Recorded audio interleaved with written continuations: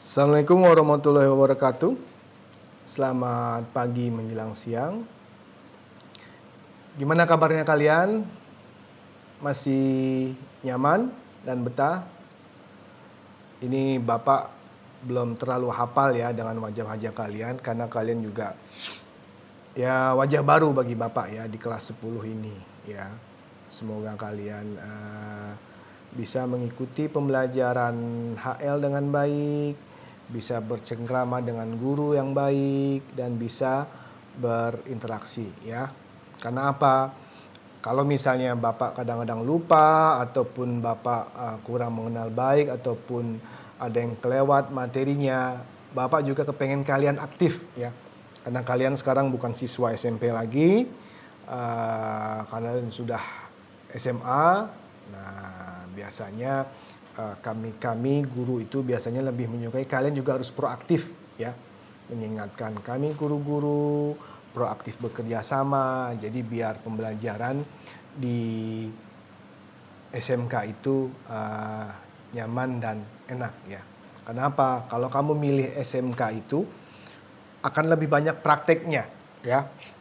Khususnya kamu jurusan OTKP ya, nanti praktek sebagai seorang sekretaris. Nah, makanya kamu harus lebih banyak berinteraksi aktif dengan Bapak Ibu guru. Oke? Kita coba masuk ke materi baru. Seperti apa yang kemarin minggu lalu sudah Bapak jelaskan, materi awal kita adalah mengenai teknologi kantor, otomatisasi perkantoran, dan virtual office ya, atau KD31. Nah, di sini Bapak jelaskan ada sedikit peta kedudukannya untuk materi teknologi perkantoran itu apa. Mulai dari virtual office, nanti kita masuk ke dalam virtual office, pengertiannya, dasarnya dan pemahamannya. Lalu kita akan melatih keyboarding. Ya, kita harus melatih itu ya. Kita harus memahami. Nah, dengan kita menguasai keyboarding, lalu kita akan mencoba masuk ke dalam pengolah kata. Apa sih pengolah kata itu? Ya. Nah, setelah pengolah kata, kita akan masuk ke dalam pengolah angka. Ya. Nah, kita akan membuat data atau mengolah data. Kita harus menguasai aplikasi pengolah angka. Lalu kita juga harus menguasai presentasi. Jelas. Karena kita buat laporan, buat tugas, kita harus memahami presentasi. Karena apa? Kalau sedikit Bapak gambarkan, tentu kamu anak-anak zaman milenial sudah pahamlah apa itu Word, Excel, PowerPoint ya. Dan terakhir adalah email. Karena email inilah dasar semua akun untuk kita berselancar di dunia maya ya, karena semua aplikasi pasti butuh akun email ya. Oke, next. Teknologi kantor, otomatisasi perkantoran, dan virtual office. Next. Nah, di sini Bapak gambarkan sedikit juga nih mengenai peta konsep teknologi kantor, otomatisasi perkantoran, dan virtual office ya. Jadi ada 4. Kita memahami apa sih konsep teknologi perkantoran, lalu penggunaan perlengkapan kantor, lalu pengoperasian peralatan kantor tersebut harus dioperasikan, dan yang keempat, kantor virtual atau virtual office. Ya. Nah, untuk konsep teknologi perkantoran itu nanti kita akan pelajari apa sih pengertiannya, ya kan? Lalu apa manfaatnya? Lalu prinsip-prinsip teknologi perkantoran itu apa, ya? Dan dampak teknologi perkantoran. Nah, di penggunaan perlengkapan kantor, kita akan coba mempelajari apa itu word processing, ya, atau Word, lalu email, lalu kita coba memahami apa itu voicemail, electronic calendaring, audio conferencing, video conferencing, dan facsimile transmisi. Ya, Itu perlengkapan-perlengkapan kantor. Lalu untuk pengoperasiannya, tentu kita juga harus memahami, ya syukur-syukur kita ada beberapa alat. Nanti kita akan coba praktekkan di lab gimana cara menggunakan peralatan tersebut ya. Contohnya cara pengoperasian Facsimile ya.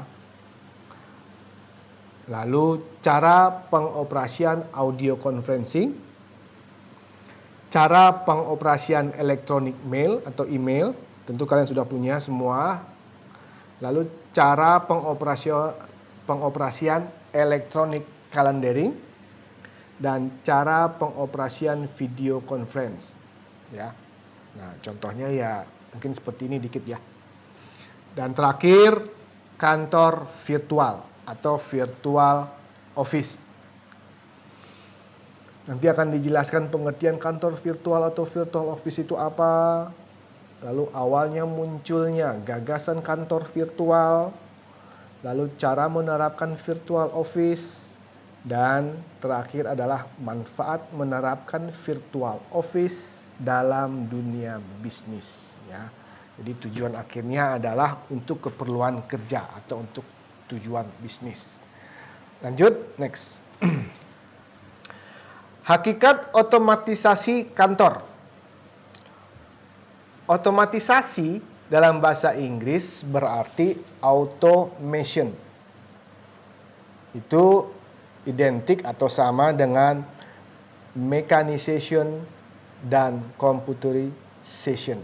Ya, mechanization dan computerization. Automation. Automation itu memiliki makna satu, the use of automatic equipment to save mental and manual labor. Penggunaan peralatan otomatis untuk menghemat pikiran dan tenaga. Yang kedua, the automatic control of the manufacture of a product through its successive stage. Kendali otomatis dalam pembuatan suatu produk dengan tahapan yang sistematis. Next. Nah, mechanization dan computerization memiliki makna equip with a computer, install a computer in. Ya, jadi kita sudah menggunakan komputer karena sudah masuk ke dalam mekanisasi dan computerization. Dan yang kedua, store, perform, or produce by computer.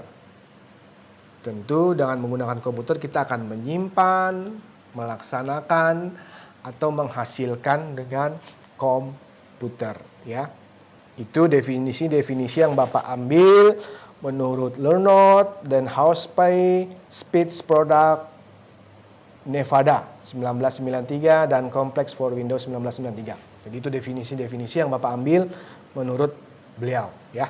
Next. Nah, otomatisasi perkantoran berarti pengalihan fungsi manual peralatan kantor yang banyak menggunakan tenaga manusia kepada fungsi-fungsi otomatis dengan menggunakan peralatan mekanis, khususnya komputer. Jadi jelas, kalau sudah mengatakan atau beralih dalam cara kerja otomatisasi, maka kita akan merubah tenaga manusia menjadi tenaga mesin, ya, khususnya komputer. Karena kamu sekarang juga sudah lihat kalau di pabrik-pabrik itu sekarang khususnya perakitan-perakitan ataupun teknologi itu sudah sedikit atau jarang penggunaan tenaga kerja manusia. Semua sudah by robot ya, by machine. Next. Menurut Waluyo tahun 2000 menegaskan bahwa era otomatisasi perkantoran dimulai bersamaan dengan berkembangnya teknologi informasi. Penggunaan perangkat komputer untuk keperluan perkantoran, ya. Itu menurut Waluyo tahun 2000. Next. Nah, Bapak juga sedikit ambil mengenai pendapat para ahli, yaitu Pak Pahan tahun 2006. Itu menjelaskan teknologi perkantoran adalah bagaimana proses mencatat, menghimpun, mengolah, memperbanyak, mengirim, dan menyimpan bahan-bahan keterangan secara efisien dengan menggunakan mesin-mesin. Ya, jelas, mesin-mesin. Sudah tidak ada lagi tenaga manusia. Oleh karena itu, perlu sekali mengenal tentang jenis mesin untuk keenam macam kegiatan itu dan bagaimana cara menggunakannya. Untuk dapat menggunakannya dengan baik, perlu kita mengetahui ciri-ciri tiap-tiap mesin, cara kerjanya, bagian-bagiannya, dan cara pemeliharaannya. Jelas ya, karena kita yang menciptakan mesin, maka kita harus tahu fungsi, bagian, cara, dan pemeliharaannya semua mesin tersebut. Ya, next. Nah, di sini coba Bapak tampilkan atau Bapak uraikan lagi sedikit mengenai mesin-mesin kantor dilihat dari tenaga penggeraknya. Ada mesin manual. Mesin manual apa itu tenaga penggeraknya? Yaitu mesin-mesin yang digerakkan oleh tenaga manusia. Lalu yang kedua, mesin listrik atau elektrik adalah mesin-mesin yang digerakkan dengan tenaga listrik atau baterai. Itu dilihat dari tenaga penggeraknya. Selanjutnya, kalau dilihat dari cara kerja dan komponen mesinnya, ya, cara kerja dan komponen mesinnya. Yang pertama, mesin mekanik, yaitu mesin-mesin yang rangkaian komponennya tampak bergerak dalam operasinya. Jadi sebuah mesin ada bagian komponen, semua komponen itu bergerak. Satu dengan yang lain bergerak saling menunjang, ya. Lalu yang kedua, mesin elektronik, yaitu mesin-mesin dengan rangkaian komponen elektronik berupa kabel-kabel. Nah, jadi jelas sekarang sudah lebih banyak bagian listriknya, elektroniknya, maka dia ada rangkaian kabel-kabel. Itu pengertian jenis-jenis mesin dilihat dari tenaga penggerak dan cara kerja komponen mesinnya. Ya, next. Nah, sekarang kita masuk ke dalam 6 komponen mesin yang telah dijelaskan oleh Pak Pahan tadi. Ya, apa saja yang dimaksud tersebut? Nah, yang pertama, mesin-mesin untuk mencatat bahan keterangan. Ya, mesin-mesin untuk mencatat bahan keterangan. Itu contohnya adalah mesin tulis, mesin penomor, mesin dikte, asahan, pensil. Next.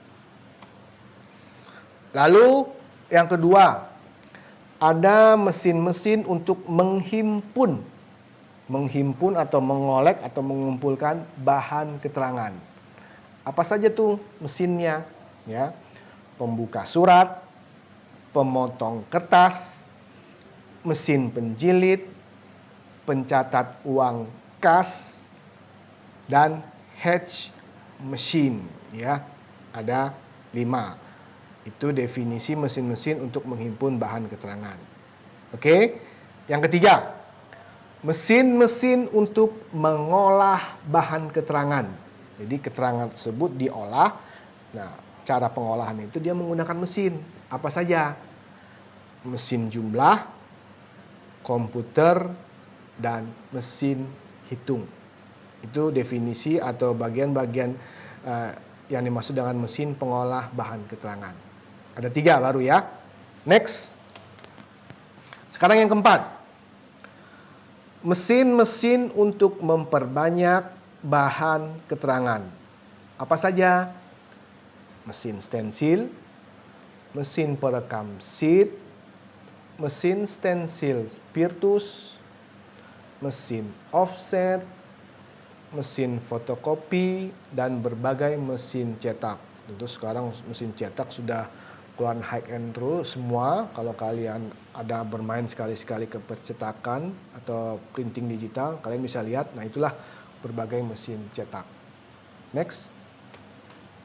Yang kelima, mesin-mesin untuk mengirimkan bahan keterangan. Apa saja itu? Ada telepon dan interphone. Nanti kita coba bisa praktek ya, karena sekretaris itu mutlak harus menguasai penggunaan telepon, facsimiles, dan teleprinter. Dan yang terakhir, yang keenam, mesin-mesin untuk menyimpan bahan keterangan. Apa saja itu? Mikrofilm, pelubang kertas atau kartu, dan penghancur kertas. Jadi jelas ya, sudah dijelaskan sedikit mengenai teknologi perkantoran, lalu definisi menurut beberapa ahli, lalu ahli tersebut juga menjelaskan bagian-bagian dari mesin, dan ini sudah Bapak coba tampilkan. Ada 6 mesin menurut ahli Pakpahan tahun 2006. Next. Terakhir. Nah, jadi dari 6 mesin tersebut yang sudah Bapak jelaskan buat tugas hari ini ya, tolong carilah gambar-gambar yang dimaksud sesuai poin 1 sampai dengan 6 tersebut. Ya, poin 1 sampai dengan 6 tersebut. Kriterianya sebagai berikut. Jadi untuk gambar mesin nomor 1, gambar mesin nomor 1, apa saja itu nomor 1? Mesin tulis, mesin penomor, mesin dikte, asahan pensil. Ya. Nah, itu Bapak kenakan bagi mereka dengan absen nama dengan huruf awal A sampai D ya. Jadi yang huruf awal nama kalian A sampai D, huruf apa tuh? Huruf vokal sama konsonannya ya. A sama D, A sampai D, itu kamu wajib mencari gambar nomor 1 ya. Nah, sedangkan untuk absen E sampai I, itu kalian wajib mencari gambar nomor 2. Apa itu nomor 2? Pembuka surat, pemotong kertas, mesin penjilid, pencatat uang kas, dan heads mesin. Itu E sampai I. Kalian cari gambarnya sesuai dengan definisi mesin tersebut. Yang ketiga, untuk yang absen huruf awalnya J sampai M, itu kalian nomor mesin ketiga. Apa saja itu? Mesin jumlah, komputer, dan mesin hitung. Tolong cari gambarnya biar kamu paham. Ya. Yang keempat, bagi absen dengan huruf N sampai Q, ya, N sampai Q, itu mencari gambar-gambar mesin nomor 4, yaitu mesin stensil, mesin perekam sheet, mesin stensil spiritus, mesin offset, mesin fotokopi, dan berbagai mesin cetak yang terbaru. Ya. Yang kelima, yaitu yang huruf awal nama kalian adalah R sampai dengan U. R sampai dengan U. Itu gambar-gambar mesin, telepon dan interphone, facsimiles, dan teleprinter. Dan yang terakhir, bagi absen dengan absen nama dengan huruf awal V sampai dengan Z. V, W, X, Y, Z. Jadi 5 huruf awal ini itu gambar mesin nomor 6. Mikrofilm, pelubang kertas, kartu, penghancur kertas. Itu yang harus kamu kerjakan untuk yang V sampai Z. Ya. Nah, jadi biar kamu paham teorinya seperti itu, gambarnya kamu juga harus paham. Oh benar, dia pelubang karena memang bentuknya adalah melubang. Nah, kalau kamu sudah ketemu gambar-gambar tersebut, kamu masukkan atau kamu tempel dalam satu slide saja, ya. Satu lembar slide, maka kamu harus bikin dalam PowerPoint. Cari gambar-gambar lalu masukkan ke dalam sebuah slide, cukup satu lembar slide saja. Lalu beri nama kelas, ya. Kenapa? Kelas ini kan kamu ada AP1 sama OTKP 2 ya. Jadi tolong beli kelas. Karena Bapak juga baru kenalan dengan kalian, jadi tolong kamu juga beri nama. Ya syukur-syukur kalau kamu mau mencantumkan foto wajah silakan ya. Jadi biar Bapak lebih kenal wajah kalian silakan. Lalu nomor mesin. Jadi kamu jelaskan tuh dari 4 gambar atau 5 gambar tersebut, kamu kasih kode tuh nomor mesin 5 atau nomor mesin 4 ya. Itu. Jadi nanti satu buah file slide tersebut kamu kirim atau foto tersebut ke WA grup kelas ya. Jadi pasti beda-beda hasilnya karena kamu juga mempunyai urutan nama beda-beda ya. Jadi demikian materi untuk hari ini, asal, pemahaman, dan tugas-tugasnya biar kamu lebih paham lagi. Jadi Bapak cukupkan sekian, nanti minggu depan Bapak coba lihat hasil kamu dan kita coba masuk ke materi berikutnya. Terima kasih. Assalamualaikum warahmatullahi wabarakatuh.